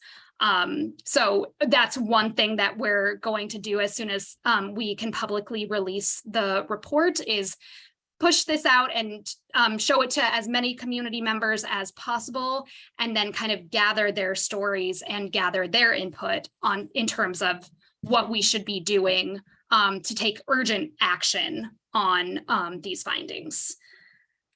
So I'll stop there for now, but you guys can let me know if you have any questions or if you would like any follow-up data from here.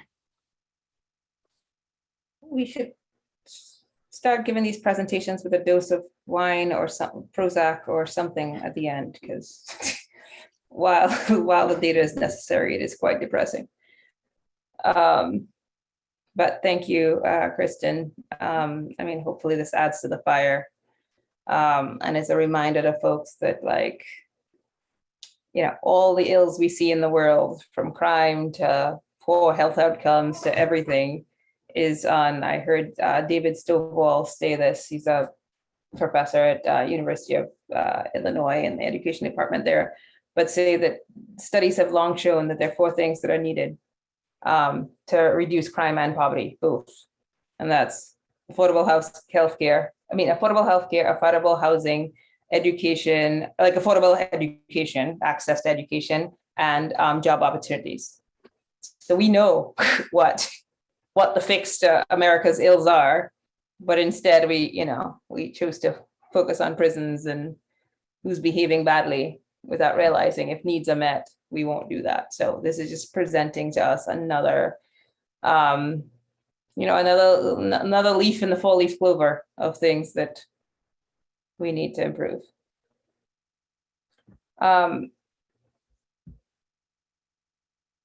Any quick questions?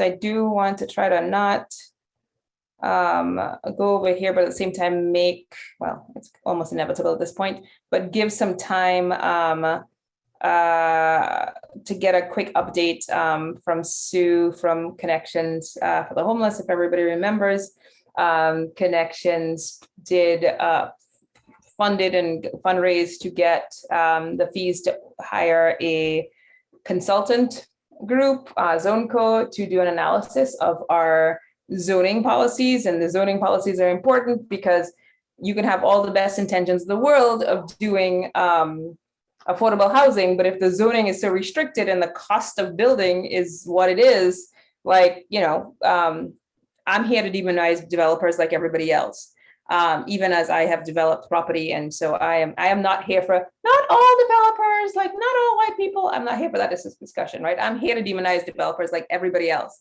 But there's a reality of what it costs out there. And unless we do something about how the density we allow, the rules we allow, the building codes we allow, again, not to make buildings that fall down on people, That's not what, yeah, there's not two ends of every spectrum. I mean, there are two ends, but like, it's not that we have to be at one of them or the other.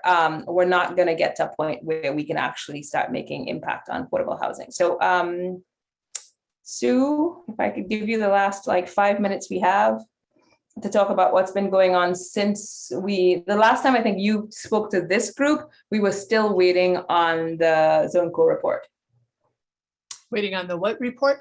The Zone Co, I'm sorry, we're still on it. So I think that's the last time this group as a whole heard.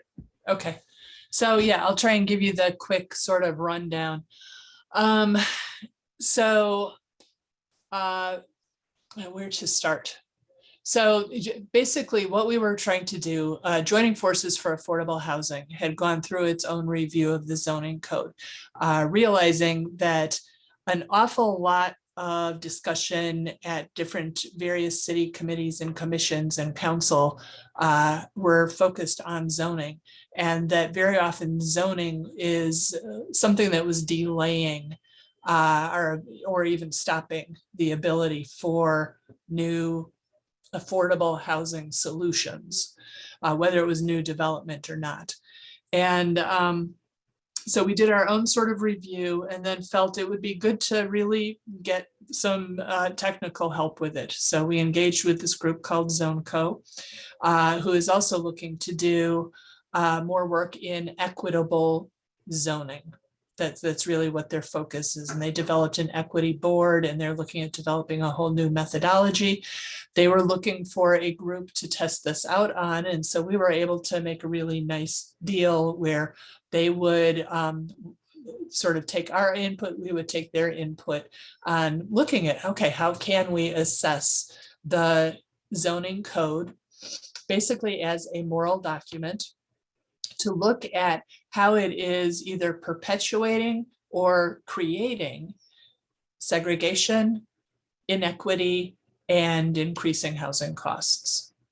And so they did a review, and you guys have that in your packet. You have sort of their initial findings. So because their review is just the beginning of this project. There were not many surprises in that review. They found that Evanston zoning code is indeed quite restrictive, that it's focused very much on preserving property values and maintaining the character of the community. And that, in fact, the provisions in each of the zoning districts were primarily about keeping that zoning district the way it is now. Okay, very rigid, very sort of inflexible in terms of how owners can use their land, and in particular, how they can use their land to increase diversity, increase inclusion, decrease costs. So we had those results. Knowing Evanston, we did not think that probably things would go anywhere if we just sort of bestowed this upon the city council, upon staff, upon the residents of Evanston, particularly without input. So we've developed a process for gathering community input on this. And the purpose for this is not to say, yeah, I think that, buildings should or should not be allowed to be, 10 feet taller, or the FAR isn't quite right. It's not to do those kinds of things. What it is about is really looking at what are the values under the zoning decisions that have been made. Not too long ago, we actually heard one of the plan commissioners say out loud that we designed Evanston for normal families. Okay. And so we sort of started to feel that the people who were making the zoning decisions and sort of determining how Evanston was zoned, who could build what where, who could live where, with whom, were not representative of the people who were really struggling with housing. And from our experience, both at Connections and in doing advocacy around affordable housing, we have found that the people that primarily show up needing help or struggling with housing are people with lower incomes, say, below 50% of the area median income, people of color, and people with disabilities. And so we now have engaged organizations, 7 organizations from Evanston that really have networks among those populations in Evanston that they have agreed to reach out to. So we received funding, we're compensating them, and there's 7 groups. They include the Evanston NAACP, Evanston Own It, Advocates for Action, Radio La Difference, working with Laude Consulting Corporation, the Center for Independent Futures, that they work primarily with people with disabilities, VAJM Consulting, and I think that's it. So we are now embarking on a community outreach process where each of those groups is looking at the most effective ways they can engage their networks throughout the community and even expand their networks to reach as many people as possible. And the goal is to get their input on these values behind the zoning code and what their opinions should be on what are some of the trade-offs in zoning decisions. Is it more important to have parking versus affordable units? Because of the zoning code, very often this decision is made in favor of more parking. And so, what's more important to some of the folks that have not been heard from before? And then what we want to do is with this group, develop some guidelines that the various committees and commissions can use, add it to the standards that they have to use when they're making decisions, but guidelines that are focused on equity, desegregation, and housing affordability that they can start using as soon as possible.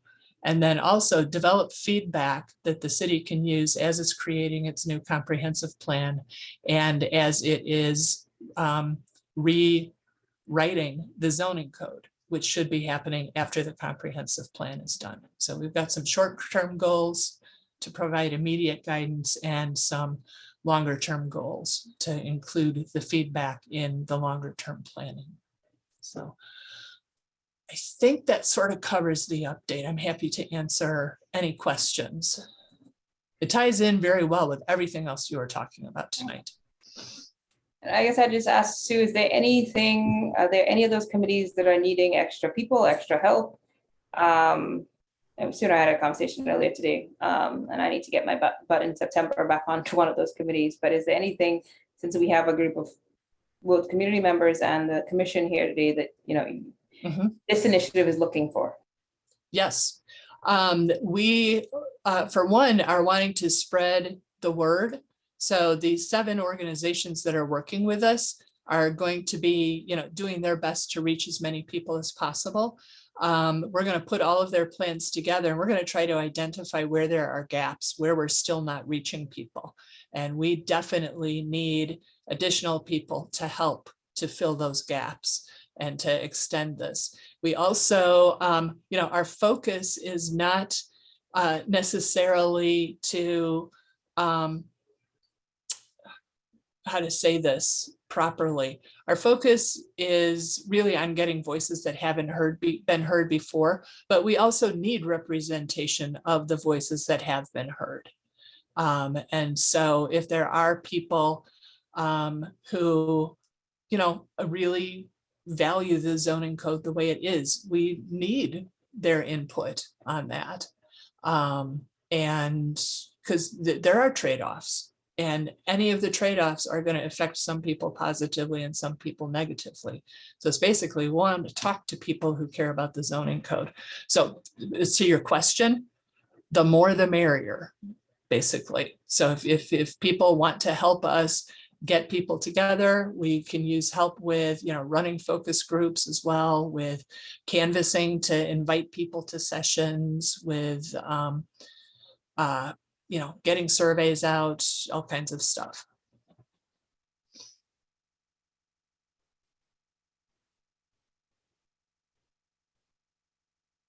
I would say as well that we have some excellent help from some other organizations. So First Repair with Robin Simmons is working with us. We've got some technical assistance from CMAP, primarily on how to talk about zoning in a way that can get us down to the real sort of values that are underlie it without having to teach people what FAR is, without having to, get into the nitty gritty of the zoning code. And then also Zone Co continues to be involved in that kind of work as well. And we continue to receive funding. We've received almost $100,000 in funding from various foundations.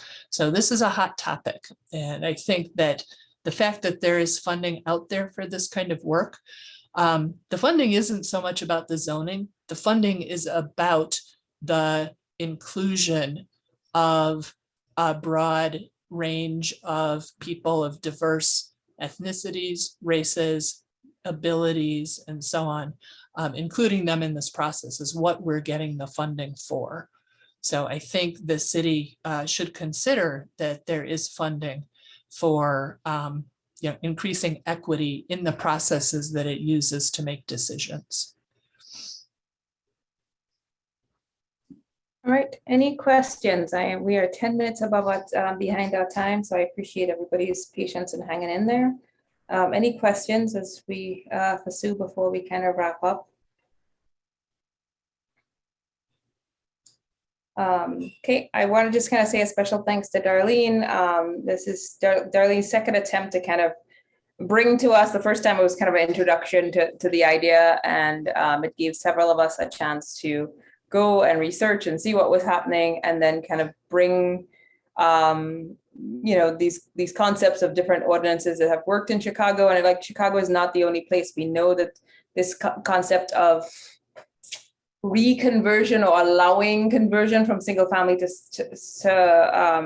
multifamily is done a lot in Toronto. It's done in Montreal. It's done in Minnesota is one of the recent places that has passed an ordinance to allow that. So, none of us are out here recreating the wheel. None of us are brilliant. I mean, you're all brilliant, you're all wonderful, right? But it's not like we need to be the one to figure this out. Folks are doing it. Folks are stumbling. We can learn from those stumbles. So, appreciate Darlene going out, finding out what was going on in other places, bringing that knowledge to us so that we can sort of hit the ground running as we attempt to attack this issue from multiple directions. And I've been taking sneak peeks, I should say. Part of the reason we want to have this equity survey is that we kind of understand what the priority is of the community. And of course, I've been taking sneak peeks at the data, and housing is one of the ones floating to the top. So we're attempting to have ourselves prepared to act on it, because it's the whole nation is in a housing crisis, right? So this is not a surprise to anybody, and Evanston needs to kind of do its part to make moves on this front. So how do we wrap this up, Matt? Remind me. If there's no further business, you can just call the meeting adjourned. All right. No further business on my end. Please go have some wine or some chill time or some conversation with your families that doesn't include a screen. Thank you. We'll see everyone next month. Yes, and thank you, Darlene, for helping organize such a really powerful meeting, and to everyone else. Yep. Thank you. Take care. All right. Good night.